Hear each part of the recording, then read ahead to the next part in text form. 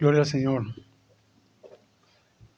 El día de hoy vamos a hablar sobre el Rey. ¿Quién es el Rey? ¿Cómo podemos nosotros manifestar a Jesucristo como nuestro Señor? ¿Cómo podemos manifestar a Dios como nuestro Rey? Amén.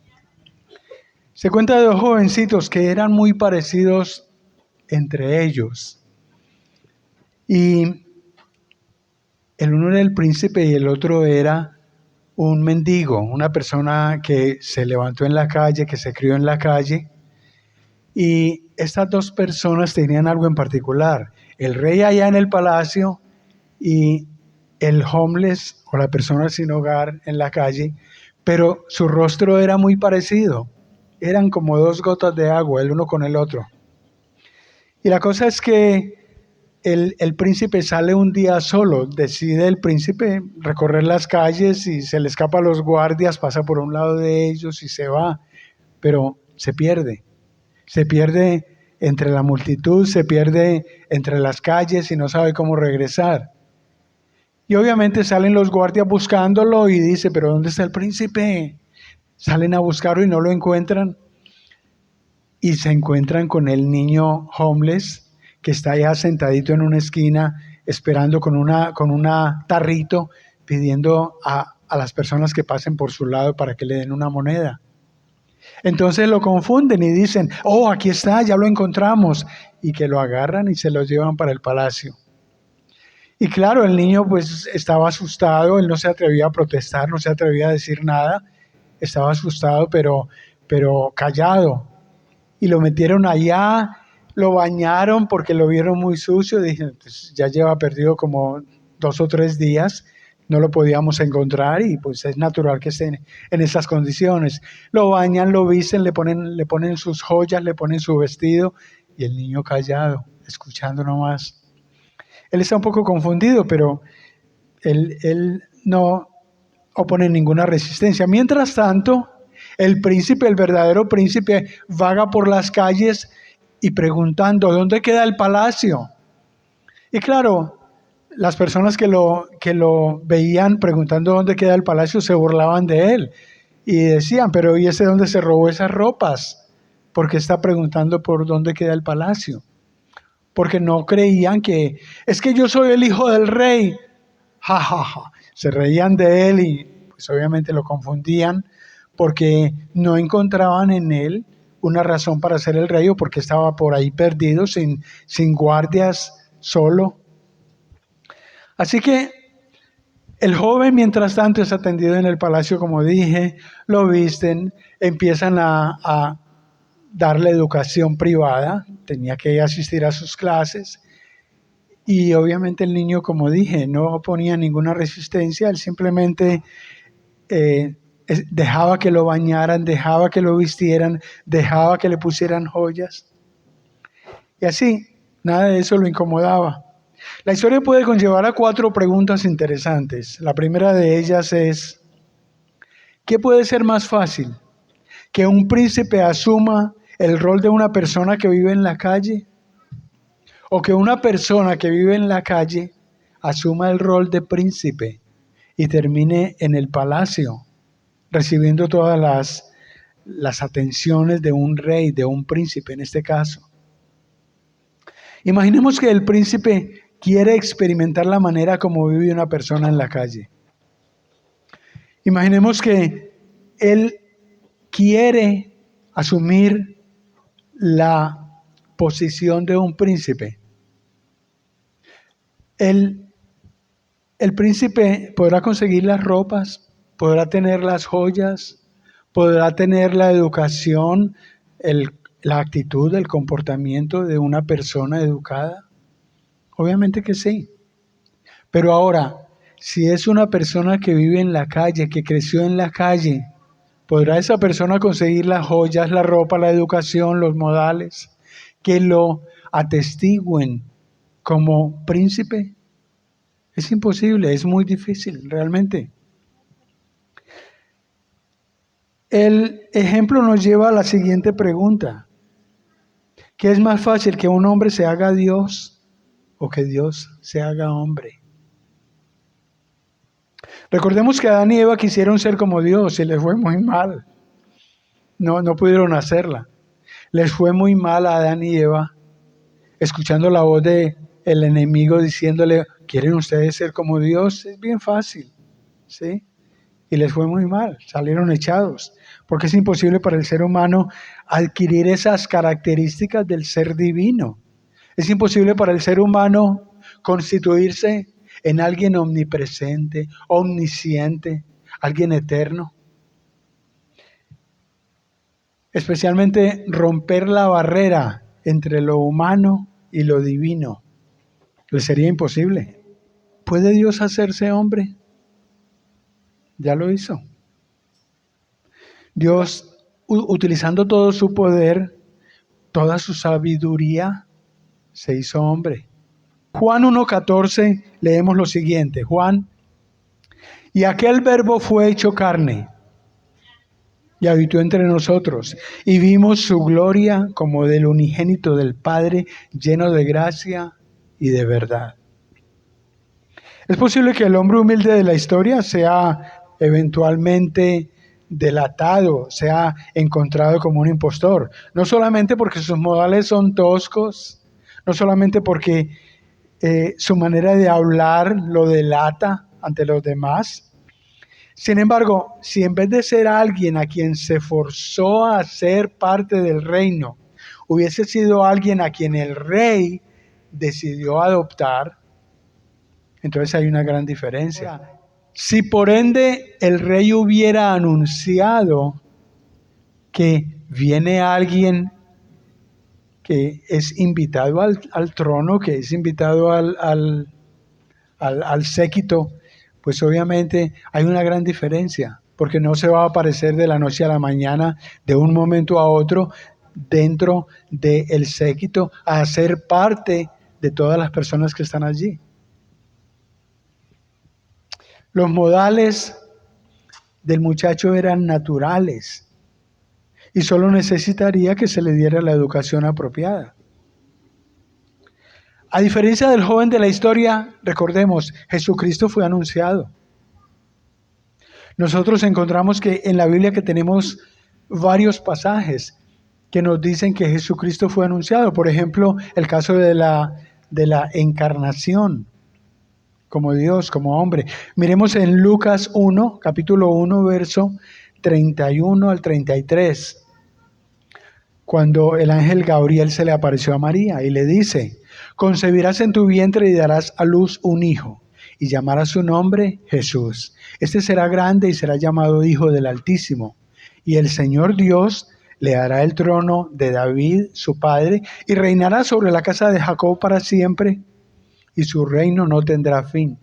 Así fue como el ángel Gabriel le anunció a María cuando llegó y le dijo, tú serás la madre de un niño, a quien se llamará Jesús. Ya nosotros sabemos que María dijo, ¿cómo puede ser eso si yo no he conocido varón?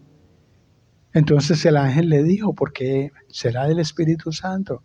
La criatura que vas a tener del Espíritu Santo es. También en el Evangelio de Mateo tenemos el anuncio del ángel a José.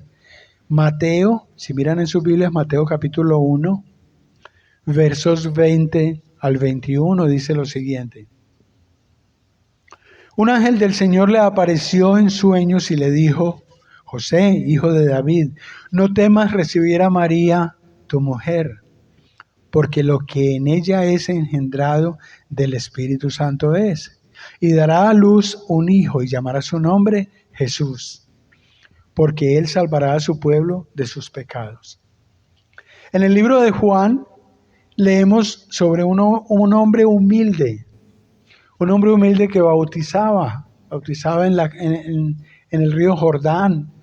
Y este hombre anunciaba la llegada del Mesías, que ya había sido profetizada 700 años antes por el profeta Isaías. Y eso, si nosotros miramos en Isaías del capítulo 40 al capítulo 66, vemos varios pasajes en los que se anuncia la llegada del Mesías. Aquí tenemos en el capítulo 7 del mismo Isaías el nacimiento virginal.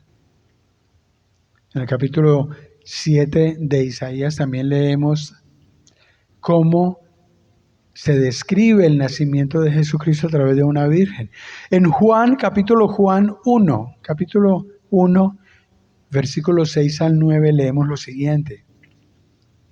Juan 1, 6 al 9. Hubo un hombre enviado de Dios, el cual se llamaba Juan. Este vino por testimonio para que diese testimonio de la luz, a fin de que todos creyesen por él. No era él la luz, sino para que diese testimonio de la luz. Aquella luz verdadera que alumbra a todo hombre venía a este mundo. Entonces aquí tenemos un anuncio.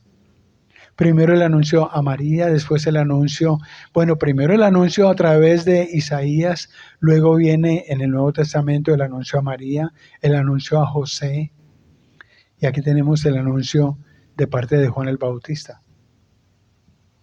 Vemos entonces que Jesús, el príncipe, toma la decisión de venir a este mundo y hacerse hombre entre los hombres. Y vino no solamente para experimentar las condiciones de vida de un hombre, sino para mostrarnos, con un propósito definido, para mostrarnos el camino que conduce a su Padre, que conduce a su reinado, que conduce a su trono, de donde vino. Vemos entonces que mientras recorría las calles, ¿quién? Jesucristo. Jesucristo, el príncipe, es acusado de blasfemo, mirando la comparación que hicimos con... Entonces aquí ¿quién sale a la calle en este caso? El príncipe, el rey, Jesucristo. Sale a la calle y es acusado de blasfemo porque dice que es el Hijo de Dios, dice que es el Hijo del Rey. ¿Correcto? Entonces es acusado de blasfemo y eventualmente lo escupen, se burlan de él, lo torturan y lo crucifican. La tercera pregunta sería, ¿podría Cristo encarnarse de nuevo y regresar? Ya lo ha hecho, ya lo hizo y vamos a ver de qué manera. Hechos capítulo 1, verso 1 nos dice lo siguiente. En el primer tratado, Teófilo, Teófilo es un nombre que tiene, es un nombre compuesto, Teos, Dios, Filos, amigo, ¿sí? Entonces es como decir un amigo de Dios. Es posible que en este caso Lucas, que es el escritor de Hechos, esté hablándole a todos nosotros, a todos aquellos que se hacen amigos de Dios. Entonces en el capítulo 1, verso 1 le dice, en el primer tratado, Teófilo, hablé acerca de todas las cosas que Jesús comenzó a hacer y a enseñar. Es interesante que aquí no dice que Jesús hizo y enseñó, sino que comenzó a hacer y a enseñar. Cuando Lucas le escribía a Teófilo, le habla de esa manera. Lo que quiere decir es que con su muerte su trabajo no terminó. Jesús murió, resucitó y subió a los cielos. Y es entonces cuando Lucas procede a escribir el libro de Hechos. Transcurrieron como 40 o 50 años. Y aquí, cuando escribe el libro de Hechos, es realmente una compilación de la continuación de la obra de Cristo por parte de ¿quién? De sus discípulos. Sus discípulos continúan la obra de Cristo porque Él los comisionó, id y haced discípulos en Samaria, en Judea, hasta lo último de la tierra. Ellos continúan la obra de enseñar, la obra de que Jesús había empezado. En el libro de Hechos se describe entonces la propagación del Evangelio, porque el Evangelio empieza a extenderse. Lucas nos dice que se reunían ellos en casas, en pequeños grupos, y aprendían sobre lo que Jesucristo les había enseñado. Incluso dentro de esos grupos habían personas que habían sido testigos presenciales de lo que Jesús hizo. Entonces ellos podían decir, oh, yo recuerdo que Jesucristo y sanó y se presentó y caminó y esto fue lo que él hizo. Algunos decían, eran testigos presenciales de lo que él había hecho, de sus milagros.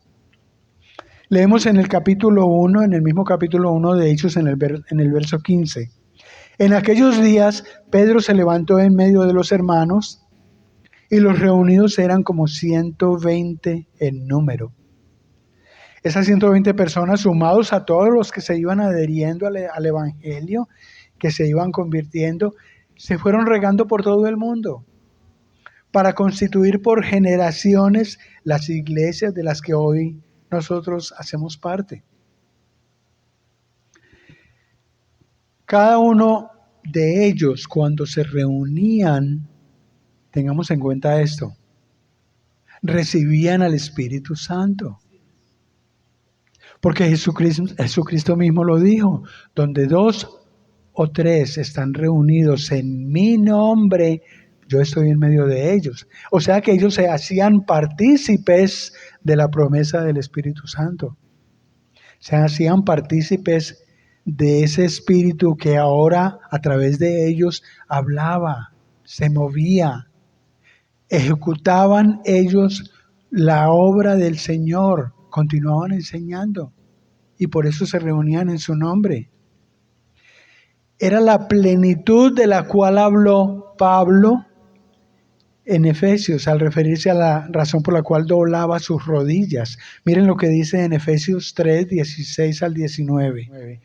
Para que os dé conforme a las riquezas de su gloria, al ser fortalecidos con poder en el hombre interior por su espíritu, para que habite Cristo por la fe en vuestros corazones, a fin de que arraigados y cimentados en amor, verso 18, seáis plenamente capaces de comprender con todos los santos cuál sea la anchura, la longitud, la profundidad y la altura. Y de conocer el amor de Cristo, que excede a todo conocimiento, para que seáis llenos de toda la plenitud de Dios. Más adelante el mismo Pablo dice, como dije en Efesios capítulo 4, verso 11 al 13. Y él mismo constituyó a unos apóstoles, a otros profetas y a otros evangelistas, a otros pastores y maestros, a fin de perfeccionar a los santos para la obra del ministerio, para la edificación del cuerpo de Cristo. Verso 13, hasta que todos lleguemos a la unidad de la fe y del conocimiento del Hijo de Dios, a un varón perfecto, a la medida de la estatura de la plenitud de Cristo. Amén. Buscar la plenitud de Cristo puede compararse con el hecho de tener un rompecabezas en la mesa. Todos ustedes han armado rompecabezas y cuando ustedes empiezan a poner las piezas en su lugar, entonces van empezando a ver la figura, la fotografía, lo que haya sido el diseño. Y cuando ya todo está armado, entonces encontramos la plenitud, porque ya todo el complemento se dio a conocer. De igual manera, cuando hablamos con una persona, nosotros exigimos toda la atención de la persona. No tengo yo aquí al frente a alguien con quien estoy hablando, y si esa persona empieza a mirar así por encima de mi hombro, a ver cómo está el edificio, quién puso las luces, entonces yo me voy a molestar. Porque yo quiero que la persona me brinde toda su atención. Que la persona me dé toda su plenitud, sus 5 sentidos. Entonces es más o menos como eso, nosotros queremos la plenitud. Cuando Dios hecho hombre vino a la humanidad, Él entendía que no todos le iban a escuchar, Él sabía. Nos dice la palabra en Juan 1:11 que a los suyos vino, pero los suyos no le recibieron. Si Jesucristo vino a los suyos era porque Él quería empezar su ministerio con aquellos que le escucharan. Él quería y esperaba que su familia fuesen los primeros que le escuchaban, los primeros que creyeran en Él, que supieran que Él había sido enviado por su Padre con una misión para mostrarles el camino que conducía a Él. Pero dice la palabra, nos dice claramente en Juan, como dije, Juan 1:11, que a los suyos vino, pero los suyos no le recibieron. Él, sin embargo, empezó la obra y las iglesias plantadas, ¿qué hicieron? La continuaron. Las iglesias la continuaron. Tenemos entonces ahora dos manifestaciones de Cristo. Una manifestación individual. Cuando tú, cuando yo le aceptamos a Cristo, hay una manifestación del Espíritu. Ustedes recuerdan cuando aceptaron a Jesucristo, ¿no sintieron ustedes como que algo los cambió? Como una invitación, como un escalofrío. Yo lo sentí. Fue como algo así que hubiese penetrado en mí, que me hubiese transformado. Y yo decía, yo quiero a este Señor, yo acabo de aceptar a Jesucristo como mi Señor y Salvador. Ya no era la ida a la iglesia católica, escuchamos el sacerdote predicando y nos vamos otra vez para la casa. No, aquí hubo una manifestación del Espíritu, hubo un cambio que tú y yo lo sentimos en ese instante. Nosotros entonces tenemos esa manifestación individual y esa manifestación cambió nuestra actitud. La segunda es una manifestación asociada cuando nos congregamos en su nombre. Hay una manifestación colectiva. Nos congregamos en el nombre del Señor y sentimos que, de nuevo, como dice Mateo capítulo 18, verso 20, para que lo recuerden, porque donde están 2 o 3 congregados en mi nombre, allí estoy yo en medio de ellos. El crecimiento de la iglesia puede ser posible mediante grupos pequeños. El crecimiento de la iglesia, ¿por qué? Porque esos grupos pequeños, cuando se fundamentan en Cristo, son como un virus, empieza a regarse. Ustedes saben un virus, alguien estornuda en la casa y nos contagia a todos. Cuando aquí alguien alaba al Señor con corazón, con mente, nos vamos contagiando todos. Hay un virus colectivo, es Jesucristo que está en medio de nosotros y nos transforma. Hay un cambio diferente. Ahora, si son mega iglesias, son iglesias grandes o llamadas mega iglesias, hay un problema porque hay más dificultades para buscar la armonía entre unos y otros. O sea, tiene sus desventajas las mega iglesias. Todos tienen que estar de acuerdo con las mismas ideas, de acuerdo con lo que se enseña en la escuela dominical, de acuerdo con la manera como se manejan las finanzas, de acuerdo cómo se lleva a cabo la alabanza. Hay una diferencia entre las mega iglesias. De acuerdo cómo se educan a los niños, como la maestra educa a los niños, y se crean incluso libros que se deben seguir al pie de la letra sobre la escuela dominical, tanto como sobre la escuela, la manera como se dirigen a los niños en la Biblia. La idea de Cristo aquí estaba más inclinada hacia los grupos pequeños. La idea de Cristo, o Cristo quería que esos grupos pequeños empezaran a multiplicarse, a regarse. Ustedes han oído hablar en las ondas de radio de onda corta y onda larga, ¿sí? La onda corta, que es una onda que va en esta forma, puede avanzar mucho más que la onda larga, porque al final la onda larga empieza a desvanecerse, pero la onda corta empieza a hacer un recorrido más largo. Y cuando Jesucristo hablaba de los grupos de las sinagogas, Él quería grupos pequeños que se fueran regando.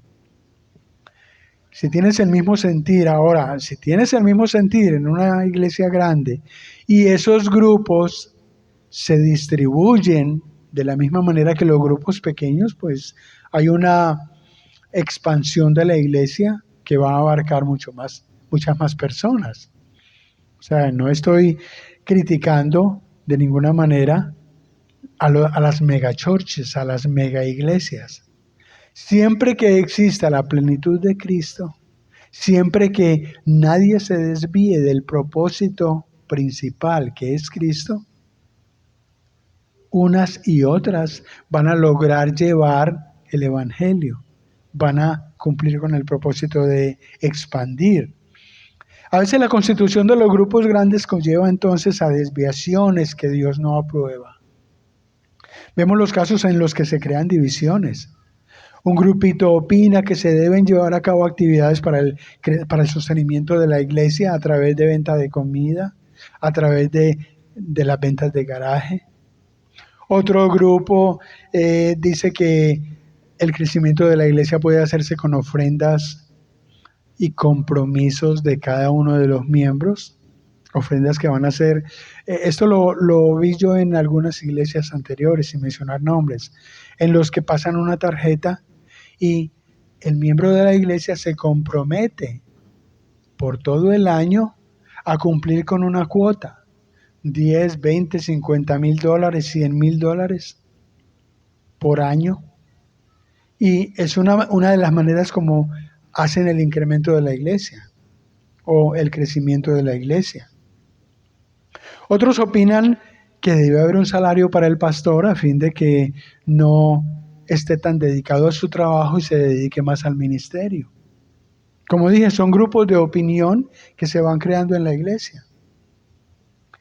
Hay otros que opinan que los músicos deben tener una retribución financiera o monetaria, de modo que siempre estén aquí, que estén ensayando, que lleguen a tiempo, que no falten con las alabanzas.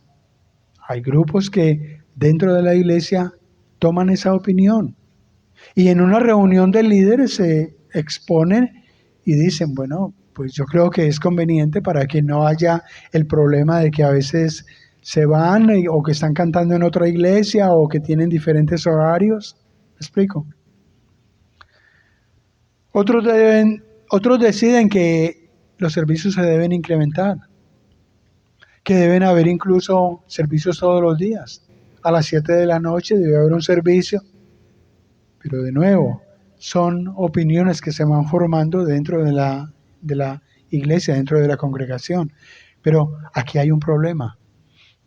Se empieza a perder el foco principal, que es ¿quién? Cristo. Se empieza a perder la plenitud de Cristo. Y los miembros de la iglesia empiezan a enfocarse en esas cosas, en esos detallitos. Sí, yo considero, no, porque es que aquello, no, es que la escuela dominical. Y empezamos a perder la visión, la plenitud que Cristo desea para cada uno de nosotros.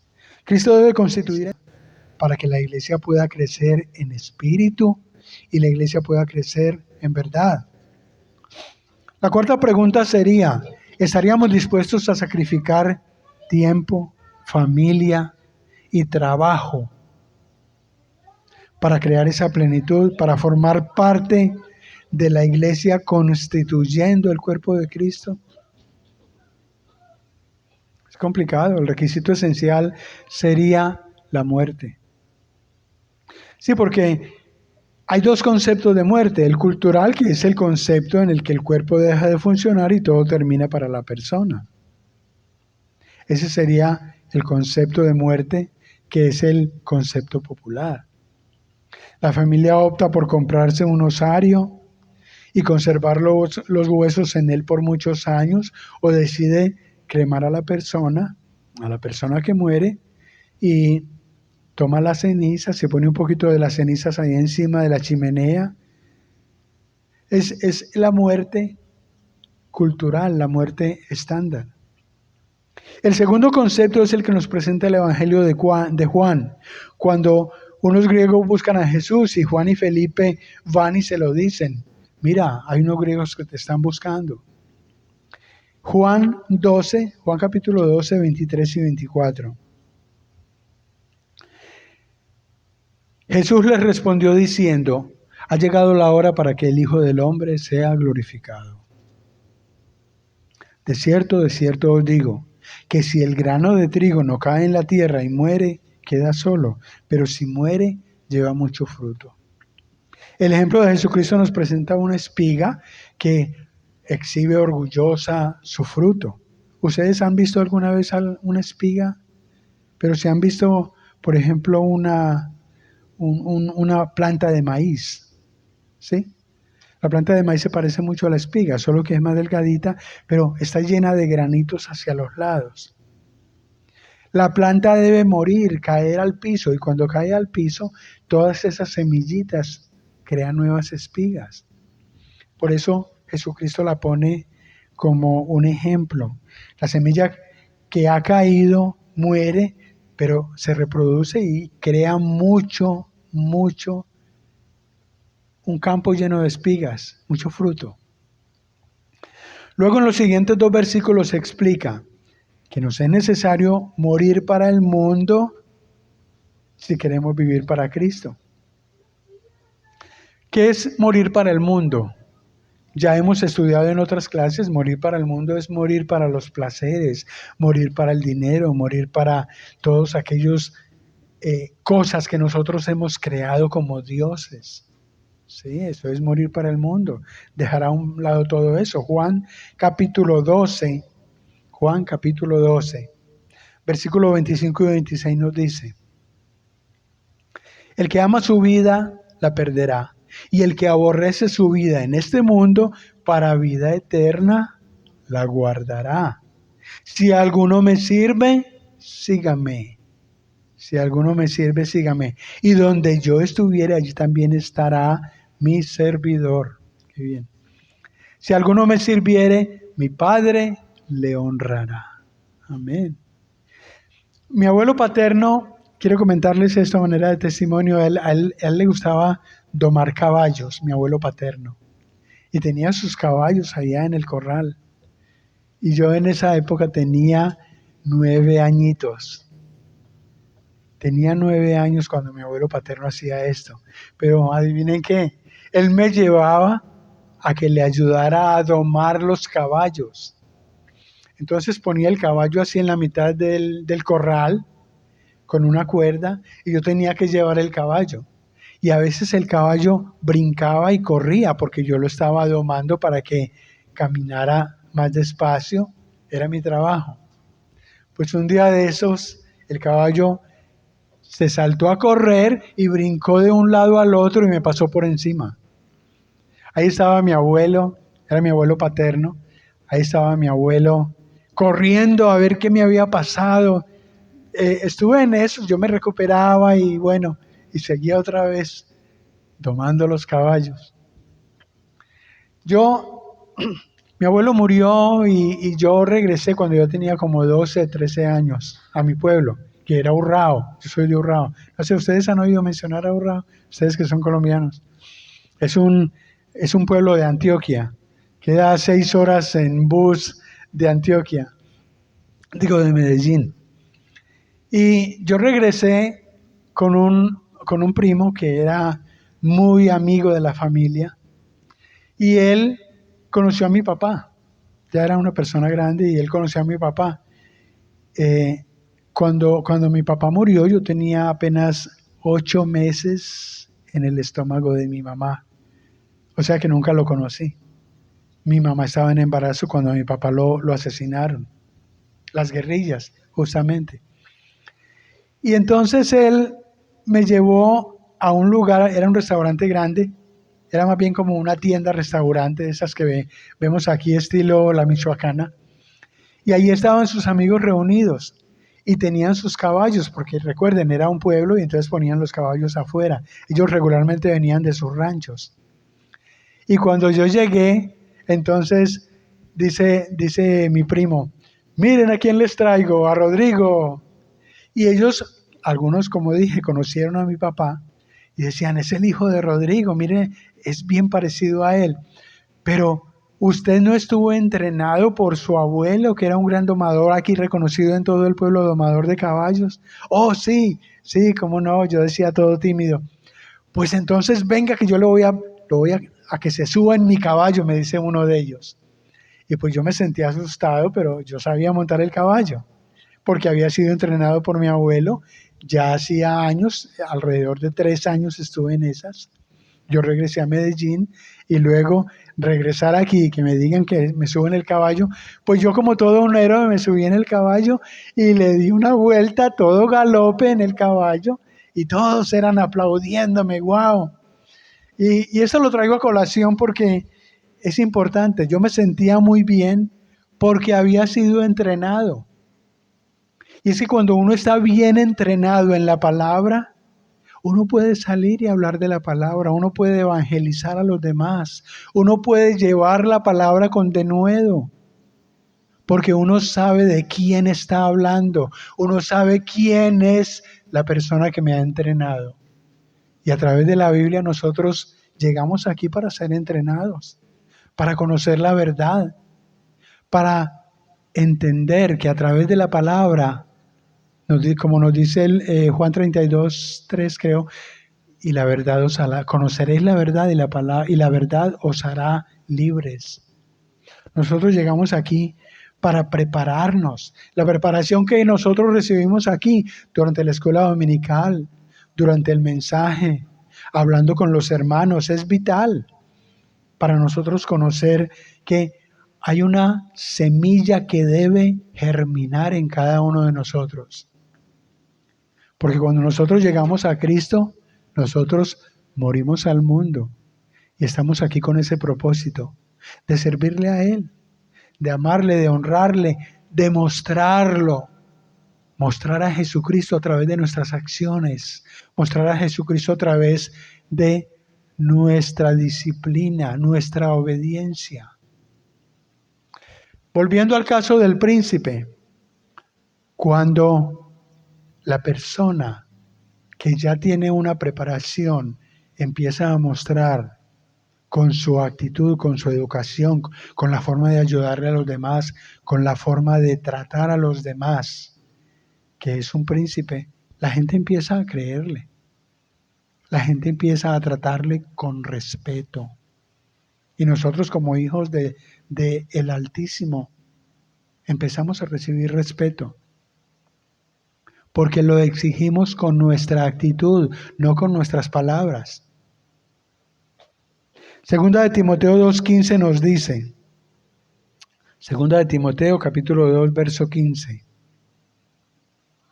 procura con diligencia presentarte a Dios aprobado, como obrero que no tiene de qué avergonzarse, que usa bien la palabra de verdad. Con el acto de bautizo, para los que se bautizaron, nosotros morimos a la vida pasada. De las personas que hay aquí que se bautizaron, ¿ustedes no sintieron algo diferente cuando salieron arriba? Se siente como que uno nace de nuevo y mira uno a la gente de manera diferente. Y nosotros podemos expresar ese gozo, eso que se siente no es cualquier cosa, se siente algo diferente. Hay una transformación, pero la continuidad de esa transformación es responsabilidad tuya. Porque aquí, como les dije, el príncipe del cuento tiene una manera de hablar diferente, sus reacciones son diferentes. Porque lleva adentro el Espíritu Santo, el Espíritu que ha recibido la convicción de fe que tomó al decidir ese paso del bautismo, empieza a mostrarse, empieza a manifestarse. Y todo lo que haces debe reflejar al Cristo que conociste, al que entregaste cuando decidiste aceptarle esa primera vez, a tu Señor y Salvador. Y será entonces que cuando aquellos que te rodean te vean, descubran que en realidad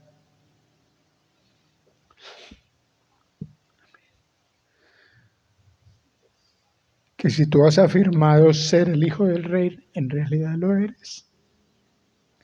Porque tus actos lo demuestran, tu actitud lo demuestra. Amén. Oremos.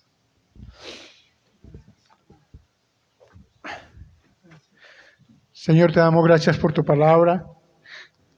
Te damos gracias por tu Santo Espíritu manifestado, Señor, en todos los que estamos aquí, con la voluntad que hemos puesto para venir a ti, para reunirnos, aceptando, Señor, que sin ti nada es posible.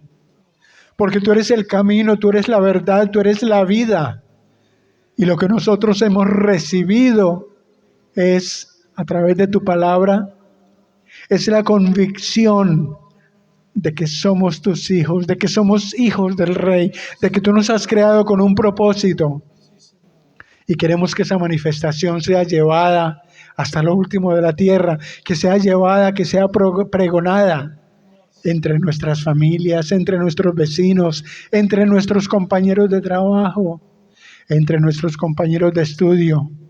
Que la manifestación sea real, Señor. Danos sabiduría, vitalidad, que no nos sintamos en ningún momento, en ningún lugar, avergonzados del Evangelio, que no nos sintamos avergonzados de tu palabra, porque tú moriste, Señor, en la cruz, diste tu vida en la cruz, para que fuéramos diferentes, para que pregonáramos, enseñáramos a aquel en quien hemos creído.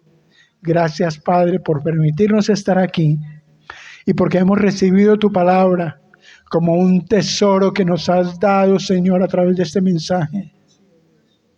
Gracias en el nombre divino de Jesucristo, en el nombre divino de tu príncipe, del príncipe de la tierra, del príncipe que tú has enviado a dar la vida por cada uno de nosotros. Amén. Amén. Dele un aplauso al Señor si recibió. Amén.